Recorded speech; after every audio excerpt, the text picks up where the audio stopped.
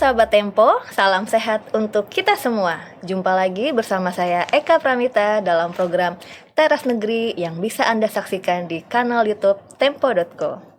Tamu kita kali ini sangat spesial, sosok yang namanya begitu melekat di hati masyarakat Bumi Intimung. Mari kita sambut dengan hangat Bupati Malinau, Bapak Wempi W. Mawa.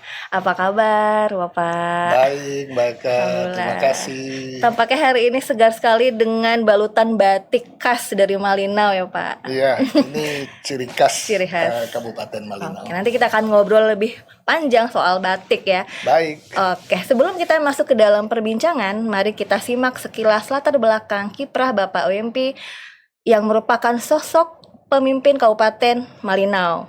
Perjalanan karirnya panjang dimulai dari sektor pemerintahan yang memberikan pemahaman mendalam tentang pengelolaan administrasi daerah dan kebutuhan masyarakat lokal. Pada Pilkada 2019, Bapak Wempi terpilih menjadi Bupati 2019-2024 dan kembali terpilih untuk periode kedua, membuktikan kepemimpinannya diterima dan dipercaya masyarakat. Selain menjabat sebagai bupati, ia juga aktif sebagai Ketua DPC Partai Demokrat Malinau. Selama memimpin, Bapak Wempi dikenal telah membawa banyak perubahan positif bagi daerah, dengan visi terwujudnya pembangunan berkelanjutan dan berkeadilan menuju Kabupaten Malinau yang maju, mandiri, dan sejahtera berdasarkan nilai budaya dan kearifan lokal, serta didukung oleh pemerintahan yang profesional. Hal tersebut diwujudkan melalui 5 program unggulan yang menjadi bukti nyata komitmen beliau dalam memajukan Malinau, sambil tetap mempertahankan nilai-nilai budaya dan kearifan lokal masyarakat adat ya Pak. Iya. Jadi mari kita ulik lebih dalam bagaimana langkah Bapak Wempi dalam mewujudkan visi yang besar ini. Nah Pak, dengan visi yang dibawa untuk masa depan kepemimpinan 5 tahun ini, Bapak kan membawa 5 program unggulan yang menjadi fondasi pembangunan dan kesejahteraan masyarakat. Sejauh ini, apakah Pemkab telah melakukan pengukuran atau survei untuk menilai efektivitas dan kepuasan masyarakat terhadap kelima program unggulan tersebut? Silahkan Pak. Ya, terima kasih Mbak Eka. Yes. Ya, pertama ini periode saya menjadi bupati periode yang kedua. Ya. Jadi pastilah ada data yang menjadi parameter kami pada periode yang kedua, ya, di mana kami juga pada saat maju periode kedua memiliki dokumen-dokumen pendukung, baik yang dilakukan melalui survei partai politik maupun survei dari lembaga-lembaga survei yang ada, termasuk dari data pemerintah daerah Kabupaten Malinau termasuk BPS yang ada di daerah kita. Betul. Nah, sehingga dengan data itulah yang menjadikan saya meyakini bahwa rakyat menginginkan keberlanjutan dari program periode yang pertama dan periode yang kedua.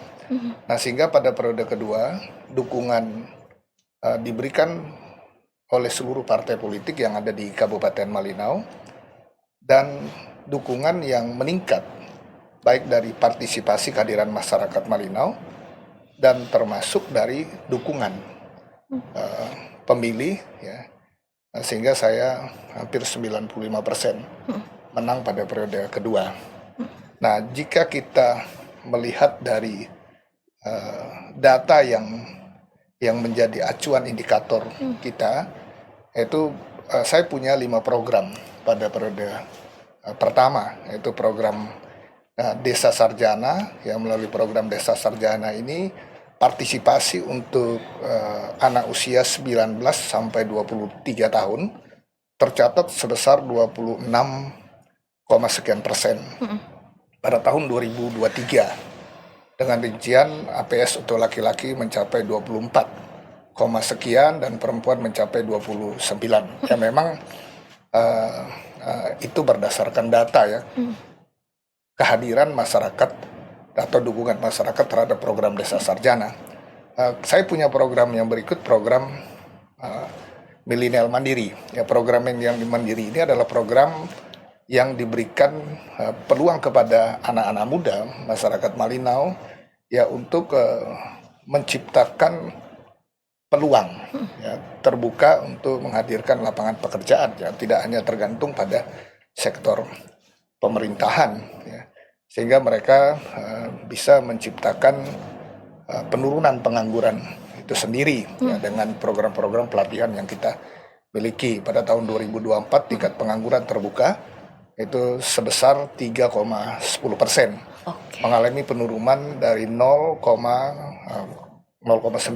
ya, kalau saya tidak salah angka itu, dan dibanding tahun 2023 itu sebesar 3,19%. Demikian juga pada tahun 2022 ya, sebesar 3,3%, dan tahun 2021 sebesar 4,14%. Nah, jadi kalau kita lihat memang tren ya. penurunan pengangguran itu ya, bisa dilihat di beberapa tahun perjalanan periode pertama. Nah, yang kedua kita punya program Rasda Plus pada periode itu ya, yang pada periode kedua ini itu berlanjut juga ya, tapi dengan judul program yang peningkatan. Program Rasda Plus dirancang untuk meningkatkan produktivitas dan kesejahteraan petani dalam kurun waktu 2021 sampai 2024. Produksi misalnya pada padi sawah mengalami tren positif di tahun ke tahun. Tercatat produksi padi dari 2.600 sekian ton tahun 2021 menjadi 5.000, hampir 6.000 ton ya pada tahun 2024. Dengan rata-rata tiap tahun produksi gabah padi sawah mengalami peningkatan sebesar 31,sekian%. Melalui program Rasda Plus ini ya, telah mampu memenuhi kebutuhan pangan ya, sebanyak 658 keluarga setiap bulan diberikan beras daerah ya, sebanyak 15 kilo. Jadi beras itu berasal dari hasil produksi gabah masyarakat lokal. Dan kita membeli gabah itu dari petani dengan harga pada masa itu sekitar 6.000, bahkan mungkin harga gabah tertinggi pada era itu. Ya, kalau sekarang saya membeli gabah dengan harga 7.000 lebih ya, sesuai dengan arahan Bapak Presiden. Puji Tuhan, alhamdulillah kita memang sudah beberapa tahun lalu sudah menaikkan harga gabah dengan harga sudah mencapai 7.000 per kilo. Untuk apa? Untuk memastikan bahwa semangat masyarakat untuk menanam ya, gabah dan sektor-sektor lain itu semakin termotivasi. Nah, sehingga ada kepastian jaminan bahwa hasil produksi mereka akan kita beli dan nanti akan kita kelola dan kita distribusi juga kepada masyarakat kita yang prasejahtera dan mereka mendapat sesuatu yang baik ya dari produk di dalam daerah sendiri. Ya, ini mengenai program RT Bersih ya. Program RT Bersih itu periode yang lalu di mana kami memberikan anggaran kepada RT ya, itu 260 sampai 270 juta. Wow, itu rukun tetangga berarti ya, Pak? Iya, iya, dan itu sudah berjalan 5 tahun ya. Di periodisasi saya termasuk di tahun ini. Jadi tiap tahun bahkan kita menambah pemberian dana RT. Karena kenapa? Karena RT ini kan punya tanggung jawab ya, bahkan bekerja 24 jam. Betul. Dia pasti mengetahui persoalan-persoalan yang ada di masyarakatnya. Nah, oleh sebab itu dalam program RT Bersih ini kita memacu bagaimana rapih ya, secara administrasi tertib ya, sehat ya, desa itu RT itu menjadi indah dan harmoni ya, harmonis masyarakatnya. Dan ini program yang baik ya, yang kita kerjakan ya, dan itu kita teruskan lagi pada periodisasi saya kedua, tapi dengan peningkatannya ya menjadi SAGET ya, dan smart government. Nah, selain itu program wajib belajar Malinau Maju juga ya. Program wajib Malinau Maju ini adalah program yang memberikan jaminan kepastian kepada 3 komponen. Yang pertama anak murid ya, di mana kita memberi perlengkapan sekolah itu secara lengkap, mulai dari sepatu, kaos kaki, baju. Ya, baju ini kan ada baju batik ya, ada baju olahraga, ada baju sekolah ya. Ya, kalau yang SD merah putih, ada yang putih biru dan seterusnya ya. Kalau tingkat PAUD TK juga kita beri, ya, bahkan sampai ke tingkat SLTA. Ya, kita walaupun SLTA adalah kewenangan dari pemerintah provinsi sesuai dengan regulasi, tetapi kan mereka anak saya yang memang harus sekolah, ya, harus tuntas, tidak boleh berhenti ya, karena ada kewajiban ya kita untuk menjamin mereka untuk tetap berada di satuan-satuan pendidikan, dan harapan kita nanti ada program berkelanjutan yang berhubungan kepada program desa sarjana.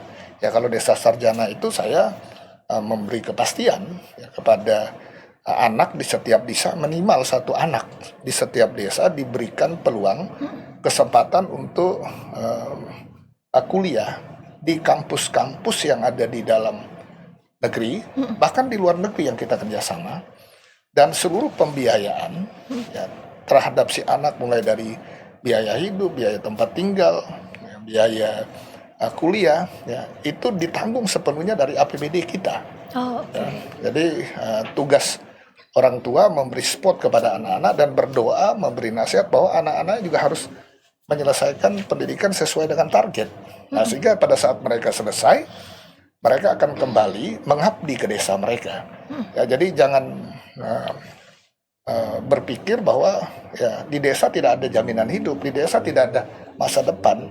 Ya, kalau semua kita meninggalkan desa, tidak ingin kembali membangun desa, terus desa mau jadi apa? Iya, benar. Oleh sebab itu, sumber daya yang kita arahkan, yang kita sesuaikan dengan karakteristik desa itu, kebutuhan desa itu, prioritas desa itu, ya itulah yang kita harapkan bisa menggerakkan ya kekuatan yang ada di desa itu.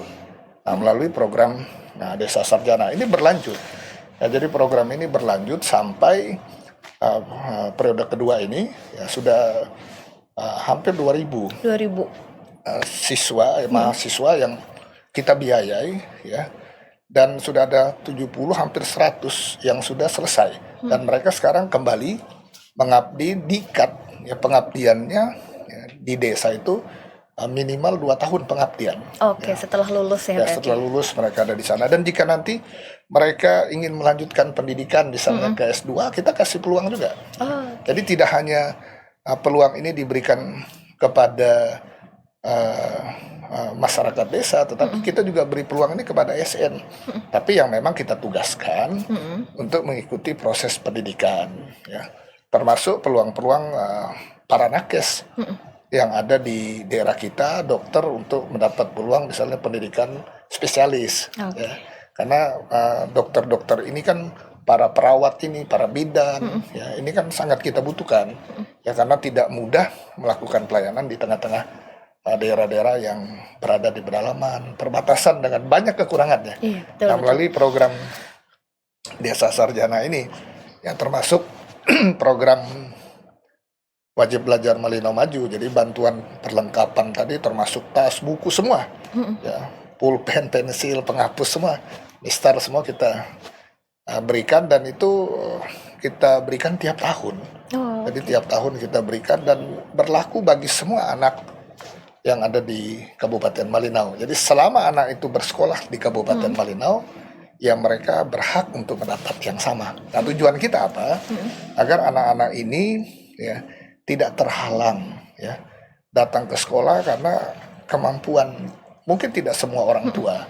Ada beberapa orang tua yang mungkin pendapatannya atau kehilangan pekerjaan, kan mereka tidak mungkin bisa memenuhi semua kebutuhan anak-anaknya. Nah, sehingga secara mental, kalau tidak punya pakaian sekolah, kan bisa saja si anak akhirnya ya tidak bersemangat ke sekolah. betul. Ya, apalagi kita ya tahu ya, kalau anak-anak ini mentalnya kan tidak sekuat mental orang tua. Kalau misalnya dia dibully misalnya, akhirnya itu membuat dia akhirnya tidak bersemangat ke sekolah. Nah, kita memastikan bahwa perlakuan bagi semua anak sama. Oke. Ya, dan menjamin mereka berada di satuan sekolah, dan guru-guru juga kita beri peluang juga, termasuk ya perlengkapan mengajar juga kita bantu beberapa item untuk para pendidik ya, di lain sisi kita juga terus melengkapi sarana prasarana Fasilitas ya Pak. fasilitas ya, pendidikan itu sendiri.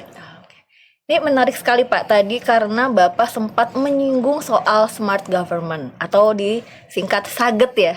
SAGET itu kalau dalam bahasa Jawa bisa loh Pak artinya. Iya. Ya, menjadi salah satu program prioritas. Pemkab ingin mendorong digitalisasi pemerintahan. Namun, keberhasilan tidak hanya soal teknologi Pak, tapi juga diimbangi oleh kompetensi dan komitmen SDM. Nah, sejauh mana SDM di pemerintahan siap menghadapi perubahan di era digital dan bagaimana Pemkab mengatasi resistensi yang ada nih Pak? Pasti kan ada nih challenging-nya gitu Pak. Ya, pemerintah Kabupaten Malinau ya, dalam program SAGET ya, kalau kita bicara program SAGET ini telah mengambil langkah-langkah untuk meningkatkan kompetensi dan komitmen sumber daya manusia dalam menghadapi ya, perubahan digitalisasi. Ya, pemerintah melalui smart government SAGET beberapa upaya yang telah kita lakukan antara lain yaitu melaksanakan kegiatan pelatihan operator ya ekosistem digital SAGET. Nah, kalau tadi SAGET ini SAGET itu cepat. Cepat ya kalau bahasa daerah di sana salah satu bahasa Dayak Lundaya SAGET itu cepat. Cepat ya justru. Nah, cepat itu artinya kita narasikan bahwa rakyat hari ini membutuhkan kecepatan informasi terhadap pelayanan yang kita berikan. Jadi melalui program SAGET ini kita memaksimalkan digitalisasi. Digitalisasi ini menjadi satu sumber data yang bisa disajikan oleh pemerintah melalui OPD-OPD terangkum dalam satu program dan masyarakat bisa mengetahui misalnya salah satu OPD kesehatan misalnya hari ini berapa dokter, berapa nakes yang bertugas di sana dan siapa saja pasien yang ya ada di sana dan berapa kamar yang tersedia yang terisi dan kalaupun mau berobat misalnya nanti kita bisa tahu antri kapan jam berapa jadi sehingga digitalisasi ini bisa kita optimalkan ya dalam bentuk pelayanan publik yang memang harus disajikan oleh pemerintah hari ini. Jadi transparansi terhadap program-program yang kita rencanakan, yang kita laksanakan, bahkan keterlibatan masyarakat untuk mengawasinya. Iya benar-benar. Ya, ini benar-benar kita beri ruangnya. Dan memang kami sadari dengan sebuah program digitalisasi ini kan memang tidak mudah. Betul. Karena kami butuh kolaborasi, kami butuh dukungan dari pemerintah ya pusat bahkan proponder ya, yang memang memiliki kewenangan terhadap ya jaringan distribusi ya sehingga tidak lelet ya. Jadi iya benar. Penting itu Pak. Ya terus energi juga kan kita harapkan itu bisa stabil ya. Nah sehingga digitalisasi ini bisa dioptimalkan ya sehingga bentuk pelayanan publik kecepatan informasi kepada masyarakat itu hari ini sangat dibutuhkan. Nah kami memiliki program itu dan memang kami sadari ini program baru yang memang kami butuh ya persiapan-persiapan baik itu dari SDM-nya ya termasuk ke perangkat-perangkat yang nanti perlu adaptasi sehingga informasinya bisa tersajikan ya melalui satu sistem data yang kami miliki ya. Jadi total pesertanya kita mungkin kurang lebih ada 100 ya. 100 orang yang sudah kita latih ya untuk menghadirkan pemerintah yang lebih responsif ya. Terbuka, adaptif terhadap kebutuhan masyarakat sekali lagi melalui pemanfaatan teknologi informasi dan komunikasi. Terus diawasi berarti oleh masyarakat. Nah baik kalau gitu kita beralih ke bidang pertanian nih Pak. Beberapa kawasan persawahan masyarakat kan berada di kawasan konsesi dan budidaya kehutanan atau KBK. Dengan kondisi seperti ini Pak, bagaimana Pemkab memastikan program pemerintahan sehat atau pesat pertanian sehat tetap bisa meningkatkan produksi dan ketahanan pangan. Apakah dengan pengembangan 15.000 hektar yang diajukan bisa menjadi solusi jangka panjang nih bagi masyarakat? Ya, program pesat ini, pertanian sehat ya. Ini bagian dari peningkatan program Rasda Plus pada periodisasi saya yang pertama. Ya, tadi saya perlu sampaikan juga di periodisasi yang pertama kita punya 15 kecamatan. Nah, untuk mendukung pesat ini, ya, saya mendistribusikan atau melakukan pengadaan alat berat, ya, mulai dari traktor, eskavator, ya, grader, bomak, dan truk, ya, termasuk lowboy, ya, dan dibagi, ya, diserahkan ke kecamatan di 15 kecamatan yang ada, termasuk BBM-nya dan tenaga. Ya, operatornya juga kita latih dan kita angkat, kita pekerjakan. Nah, sehingga mereka bekerja di wilayah kecamatan masing-masing untuk memastikan jalan pertanian, jalan perkebunan, jalan pemukiman, ya, bahkan membangun area-area pertanian itu sendiri menggunakan alat yang memang kita distribusi ke semua kecamatan. Ya, tujuannya agar lebih efisiensi, lebih murah, ya, dari pada kita membangun, ya, jalan dengan biaya yang pasti sangat besar, tapi dengan alat, dengan pembiayaan lebih efisiensi, kita bisa memastikan lebih cepat. Jika misalnya ada jalan pertanian yang dibutuhkan perawatan cepat, alat ada di kecamatan, ya. Nah, jadi melalui program pesat ini saat ini sebagai upaya memperkuat kemandirian pangan daerah untuk meningkatkan produktivitas pertanian melalui optimalisasi lahan sawah, ya, sebesar tadi 1.538 hektar dan perluasan lahan cetak sawah rakyat sebesar 750 hektar, ya, guna percepatan program ketahanan pangan. Ya, selain telah dibentuk 7 brigade, ya, kalau di daerah kita bagian dari program Bapak Presiden kita, Bapak Prabowo, ini memang hampir sama di program Pak. Sinkron ya jadinya, sinkron ya. dengan, ya, di daerah, dan kami sangat bersyukur, ya. Jadi program nasional itu sejalan dengan semangat kita, karena kami sepakat bahwa ketahanan pangan ini adalah sesuatu yang paling mendasar bagi kita hari ini. Betul, Ya. betul. Nah, sehingga kita berdaulat atas ketahanan pangan, berdaulat atas potensi, ya, negara kita sendiri. Nah, termasuk dimulai dari, ya, desa, dimulai dari daerah, termasuk di wilayah kami, ya.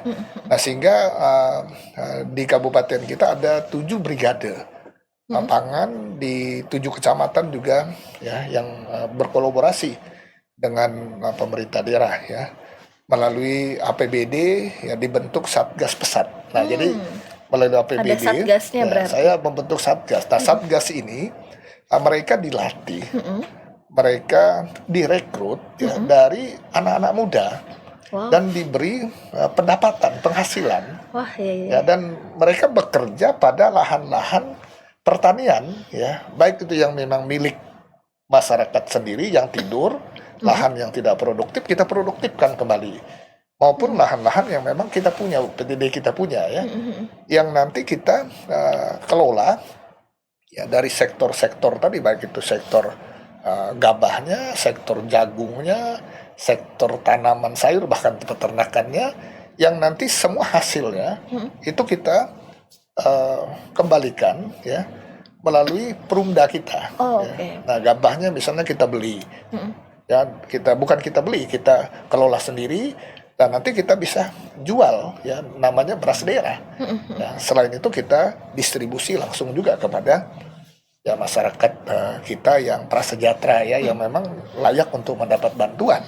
Dan ini kita kerjakan, dan tahun periode pertama, karena ini program baru berjalan setahun, itu hampir 400 tenaga yang kami rekrut, yang kami latih, kami didik, mereka beradaptasi bukan hanya dengan pola pertanian tradisional, tapi mereka juga menggunakan alat-alat alat modern, ya, yang memang hari ini kita harus mendorong anak-anak muda kita itu berada pada adaptasi teknologi, ya, karena teknologi ini kan akan digunakan secara maksimal, ya, jika mereka memiliki skill, ya, yang baik, dan yang kita latih melalui program-program yang melalui OPD terkait.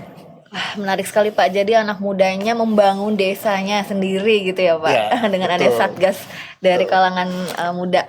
Oke Pak, tadi Bapak di awal juga sempat menyebut soal tenaga dokter hingga sampai di tingkat desa.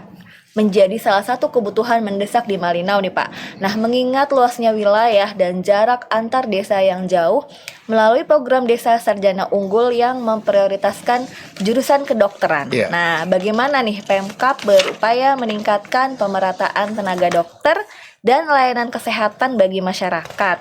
Karena tadi terkait luas wilayah dan jarak antar desa nih Pak. Ya, jadi kalau bicara tentang program dokter ya, dokter kita sekali lagi saya kembali ke program Desa Sarjana. Ya, program Desa Sarjana ini memberi peluang kepada satuan kesehatan kita, bukan hanya bagi anak-anak yang mau melanjutkan pendidikan ya pada kedokteran, tetapi juga memberi peluang kesempatan kepada anak-anak kita yang memilih pada beberapa jurusan kesehatan. Contoh misalnya melalui program Desa Sarjana. Saat ini saya punya beberapa anak yang bukan hanya kuliah di beberapa perguruan tinggi yang ada di Indonesia, ya, yang memang kita NIU-kan bersama, tapi mereka juga berada di beberapa negara luar ya, termasuk di negara Cina, ada yang dokter, ada yang kuliah di teknologi energi ya, lingkungan juga dan seterusnya ya.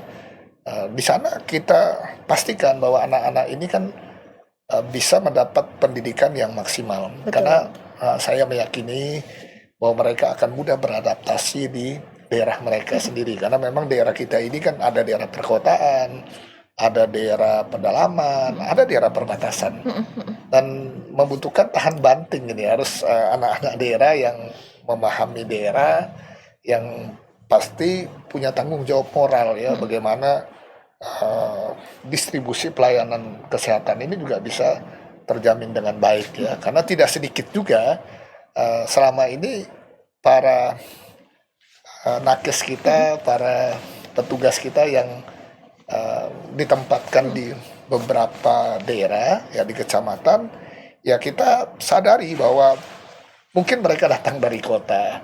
Nah, karena terbiasa dengan kota kan tidak terbiasa dengan daerah yang berada di pedalaman, pelosok ya. Betul, betul. Nah, walaupun kami terus memberi misalnya insentif ya, tambahan kepada para nakes kita, karena wajar ya mereka berada di Jaraknya soalnya ya Pak, mall tak ada Betul, ya, betul. dan macam-macam ya, serba terbatas ya.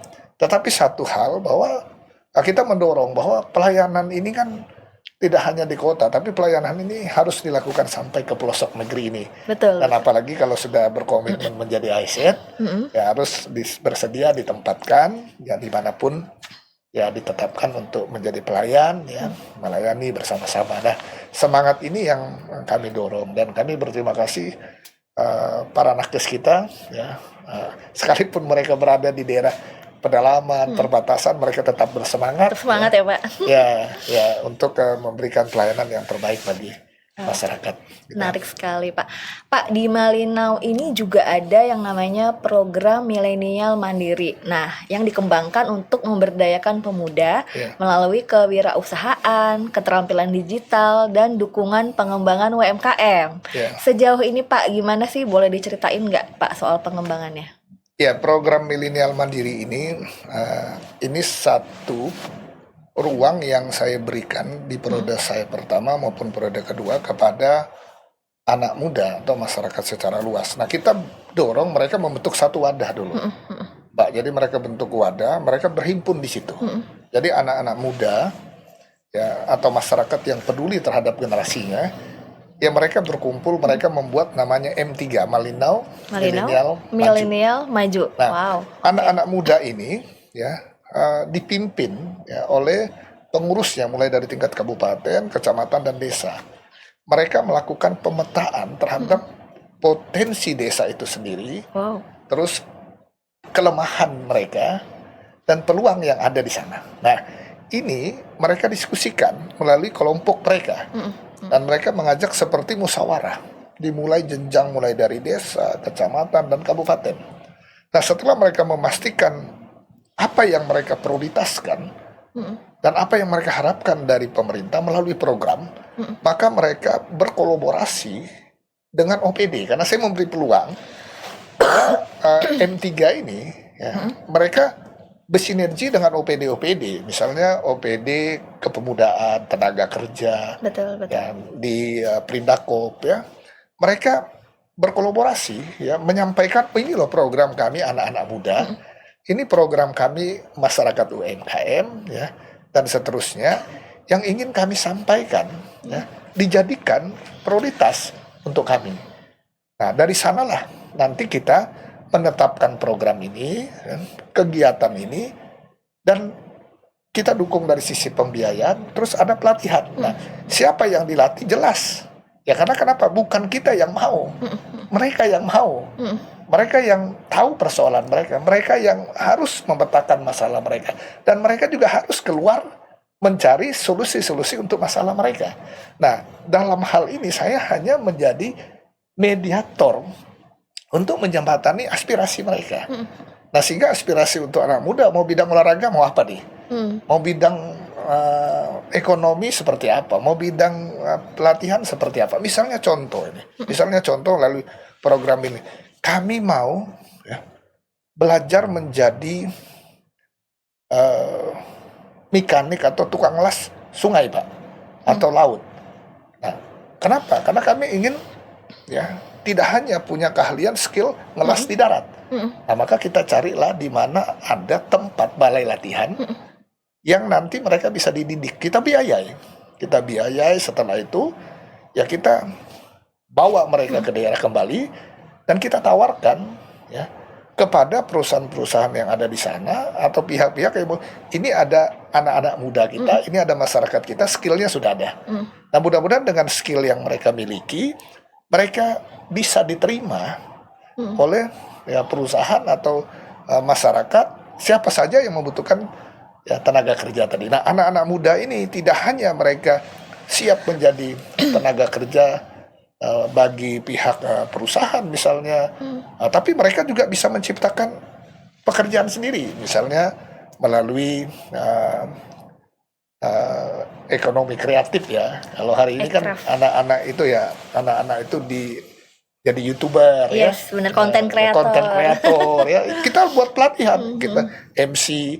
Ya, jadi akhirnya kita tidak perlu cari MC jauh-jauh karena anak-anak sudah ada. Mereka bisa buat konten-konten kreatif, ya, yang ada di sana dengan potensi sumber daya alamnya, sumber daya manusia, macam-macam yang mereka bisa, ya, gunakan. Karena kenapa? Karena anak muda hari ini luar biasa, dan memang mereka perlu diberi ruang-ruang yang maksimal. Nah, kami melalui program M3 ini berharap anak-anak muda ini justru menjadi pelopor, ya, untuk menjawab bahkan menyelesaikan persoalan mereka, ya, karena mereka yang lebih tahu dan mereka tahu bagaimana cara mereka untuk melakukannya dan, ya, merebut peluang itu. Dan ada satu hal yang selalu saya katakan dengan anak-anak muda kami di sana, ya, generasi muda, ya, kita jangan menuntut sesuatu, tapi kita juga harus mempersiapkan diri. Jika kamu punya SDM, kamu memiliki skill, tidak sulit, ya, untuk melihat peluang. Tapi kan kalau kita ada peluang tapi kita tidak punya skill, kita tidak punya SDM yang siap untuk itu, ya, kita tidak, ini kan pasti sulit kita untuk bersaing. Apalagi kalau saudara-saudara kita yang datang ke daerah, ya, atau dari luar negara datang ke tempat kita dengan skill yang tersedia. Nah, sementara kita, ya, tidak mampu mengimbangi ini. Jadi pasti peluang-peluang itu akan terambil dari kita. Nah, oleh sebab itu kami meyakini melalui milenial Malinau Maju ini, ya, ini tidak hanya kita punya program desa sarjana melalui formal, tapi melalui program non formal Juga kita juga beri ruang yang luas, ya, kepada anak-anak muda kita untuk lebih kreatif, sehingga mereka bisa membangun usaha, misalnya UMKM, ya, membuka menjual alat ini termasuk ini. Iya, ini tadi saya penasaran nih Pak. Boleh dikasih tahu sedikit nggak ini motif apa sih Pak? Ini batiknya menarik sekali. Ini motif ya. Motif ini kalau kalau kita lihat ini pasti identik dengan daerah ya. Iya. Kalau di tempat kita ini kan ada beberapa suku ya yang ada di sana, suku Betul. lokal. Ya, dan ada beberapa paguyuban juga yang hidup bersama dengan kita. Jadi semua potensi kita dorong ya.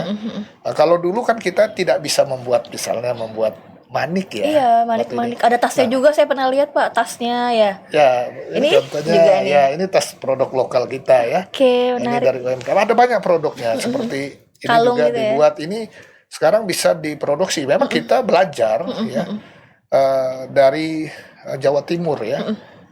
Salah satu desa yang ada di sana ya. Kami adopsi. Oh, Ya, kami belajar oke. di kota ini di daerah itu sehingga sekarang kami mengkolaborasikannya dengan ya, Iya, manik-maniknya kan manik-manik unik kalau unik dari Kalimantan daerah ya. Dari daerah. Nah ini juga salah satu simbol dari suku Dayak yang ada Dayak di itu. sana ya. Oh. Nah, jadi ini batik motif yang memang diproduksi oleh UMKM kita yang Iya. ada di Malinau dan itu masing-masing memiliki ciri khas ya, daerah. Jadi kearifan lokal. Kearifan lokal tetap digaungkan Ya. ya Pak. Ya, termasuk ini ya Mbak ya. Iya, tasnya ini Tas juga. rotan ini produknya. Ini rotan loh ini Pak ya. Ya. Ini produknya hasil dari sumber daya alam yang ada di sana, dikelola oleh pengrajin kita yang ada di sana. Iya, menarik sekali. Nah, melihat berbagai dan mendengar program unggulan serta capaian saat ini nih Pak, apa sih Pak target utama Pemkab Malinau untuk 4 tahun ke depan agar pembangunan dan kesejahteraan masyarakat terus meningkat? Ya, Target Pak. target ya pastilah target utama saya kan apa yang saya janjikan kepada rakyat ya pada saat saya kampanye lalu ya itu bisa saya wujudkan ya bersama-sama di dalam periodisasi kepimpinan saya periode kedua ini ya melalui 5 program yang kami jalankan ya kami sepakati bersama dengan DPRD dan itu tertuang ya melalui RPJMD daerah Kabupaten Malinau ya yang kita kerjakan tiap tahun target-target untuk 5 tahun ke depan ya melalui program keberlanjutan yang tadi saya sampaikan ya program Desa Sarjana ya karena Desa Sarjana saat ini kami menyekolahkan anak-anak kita yang semua pembiayaannya sepenuhnya sekali lagi itu kita biaya dari APBD daerah karena mereka kami yakini menjadi kekuatan sumber daya manusia yang menjadi harapan kita ya tidak di era saya ya saya tidak pernah berpikir bahwa yang saya kerjakan ini akan saya rasakan ya mungkin tahun 2 tahun tidak tapi mungkin bagi Malinau ke depan itu bisa menjadi bernilai ya karena kenapa karena sumber daya manusianya tersedia dengan baik dan unggul ya pada bidang spesifikasi yang tadi saya sudah ceritakan sesuai dengan potensi desa masing-masing ya. Dan program itu juga program wajib belajar Malinau Maju memastikan program ini berlanjut sehingga kami berharap tidak ada satupun anak yang di Kabupaten Malinau tidak menyelesaikan ya, pendidikan dan tidak tuntas ya karena kenapa karena tidak terlengkapi perlengkapan sekolahnya. Nah yang berikut juga program Saget tadi ya. Saget. Itu bicara Smart tentang government. ya, pertanian ya bagaimana kita mampu memproduksi ya, ketahanan pangan ya yang memang menjadi penting bagi kita karena kita berada di daerah perbatasan ini. Betul, betul. Ya yang berbatasan dengan Sarawak ya. Kita punya 504 kilometer garis perbatasan ya. Dan kita memang harus pastikan bahwa ketahanan pangan kita tersedia. Harapan kita melalui program tadi. Nah, begitu juga dengan program Smart Government yang kita sudah sampaikan dan program tidak kalah penting adalah program Milenial Mandiri. Nah, jadi 4 tahun ke depan Malinau menargetkan secara khusus sekali lagi mengangkut kualitas hidup masyarakat ya melalui SDM, ya melalui ekonomi, Ekonomi. ya, ekonomi lokal, ya termasuk produk-produk UMKM Lokal, yang ada maupun ekonomi kreatif, ya, dan menyediakan infrastruktur pasti, Pasti ya. ya. Nah, Sebagai sehingga, penunjang ya Pak ya. menunjang ekonomi lokal yang ada di Kalimantan. Menarik sekali ini Pak. Rasa-rasanya ini tidak lengkap kalau Bapak tidak memberikan semacam closing statement atau pesan kesan khususnya buat masyarakat Malinau yang tentunya sekarang lagi nonton acara ini. Ya, terima kasih Mbak Eka, terima kasih Tempo ya. Pertama-tama saya selalu memohon dukungan dari seluruh warga masyarakat Malinau, ya, karena sebagai pemimpin saya tidak mungkin bisa mewujudkan semua harapan kita itu tanpa dukungan dan kerjasama kita. Nah, saya percaya bahwa semangat ini tidak cukup kalau kita tidak melakukannya dengan totalitas. Ya, karena sekali lagi kita memiliki kesempatan, terutama kesempatan di masa era kepemimpinan yang dipercayakan kepada kami, sehingga kami bisa mewujudkan itu. Sekali lagi bahwa Malinau ini kabupaten yang penuh dengan kearifan lokal. Ya, lokalnya. Ya, sekali lagi kita punya tradisi ya, bagaimana menjaga kehormatan adat istiadat yang ada di daerah kita, dan itu terus kita lestarikan. Ya, termasuk beberapa waktu yang lalu ada kegiatan Irau. Iya, Festival Irau ya Pak. Festival Irau ya, yang ada di Kabupaten Malinau. Ya, bahkan 92% wilayah Kabupaten Malinau ini ya itu berada dalam kawasan hutan. Tetapi kawasan hutan ini ya semuanya sudah didiami, sudah ditempati oleh masyarakat ya adat ya, yang memang sudah hidup bahkan jauh sebelum Indonesia merdeka ya. Betul. Dan mereka sangat arif ya. Mereka menjaga ya seluruh ya fauna dan flora yang ada ya di habitat-habitat yang ada, bukan hanya hutannya ya, kearifan lokalnya luar biasa, budayanya mereka jaga dengan baik, dan pemerintah daerah berkolaborasi ya bersama dengan masyarakat di sana, saling menjaga ya Pak, saling jadinya menjaganya ya. Dan potensi kita masih banyak lagi, termasuk menyangkut energi terbarukan seperti potensi PLTA kita ya, yang memang sangat luar biasa. Malinau itu kami sebut sebagai negeri pengendali air. Ya, karena memang sumber airnya luar biasa. Negeri pengendali air. Ya, jadi ya itulah harapan kami ya, sekali lagi.